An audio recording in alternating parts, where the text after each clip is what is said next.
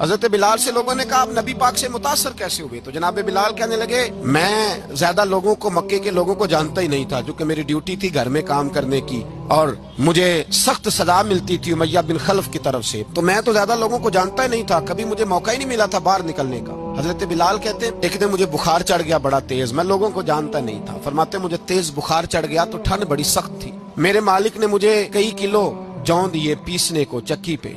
कहते मैं बीमार था तो मैंने कुछ दवाई ली जो उस वक्त मौजूद होती थी, तो मैंने एक लिहाफ लिया, दूध पिया तो मुझे नींद आ गई। जब मैं सोया तो मेरा मालिक आ गया, उसने आकर के मुझे सोए हुए देखा तो खींच कर कंबल उतारा, कहने लगा अब तेरी सजा ये है कि तू खुले मैदान में बैठेगा, वहाँ चक्की पीसेगा, और दूसरी सजा ये है कि तुझे कमीज पहनने की भी इजाजत नहीं। हजरत बिलाल कहते हैं तेज बुखार, ठंड का आलम, और जब मैं चक्की पीस रहा था तो रो रहा था। सैयदना बिलाल हबशी रदी अल्लाह ताला अन्हु फरमाते हैं मेरे दरवाजे के करीब से रसूल पाक गुजरे और मुझे हाय हाय करते देखा तो दस्तक दी। मैंने कहा कौन है? दरवाजा खुले आ जाओ। महबूब अंदर आए तो पूछने लगे क्यों रो रहे हो? मैंने कहा जाओ अपना काम करो, यहाँ दुख सारे पूछते हैं मदावा कोई नहीं करता। कहते हैं मैंने सख्त जुमले कहे माज अल्लाह, हुजूर चले गए। जब हुजूर जा रहे थे तो मैं कह रहा था बस जा रहे हो ना, मैंने पहले ही कहा था जाओ। कहते हैं कुर्बान जाऊं, थोड़ी देर गुजरी तो अल्लाह के रसूल के हाथ में गर्म दूध का प्याला था, खजूरें थी। हुजूर तशरीफ लाए और करीम रसूल ने मुझे खजूरें दी, दूध पिलाया और कहा चल जा कंबल में बैठ जा। तो मैंने कहा चक्की कौन पीसेगा,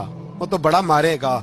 मुस्तफा करीम ने फरमाया तू बैठ रजाई में और आज तेरे हिस्से की चक्की मैं पीसूंगा। कहते हैं सारी रात हुजूर चक्की पीसते रहे। सवेरे मैं उठा और मेरे हबीब पाक ने मुझे वो सारा कुछ दिया और खुद चले गए। अगली रात फिर आई तो हुजूर फिर आ गए, मुझे फिर रजाई में लिटाया, दूध पिलाया और सारी रात चक्की पीसी। कहते हैं बस तीसरे दिन हुजूर चक्की पीस के जाने लगे तो मैंने कदम थाम लिए। मैंने कहा बीबा दुनिया सारी झूठ बोलती है, जो गुलामों के हिस्से का काम करे वो अल्लाह का सच्चा रसूल हुआ करता है।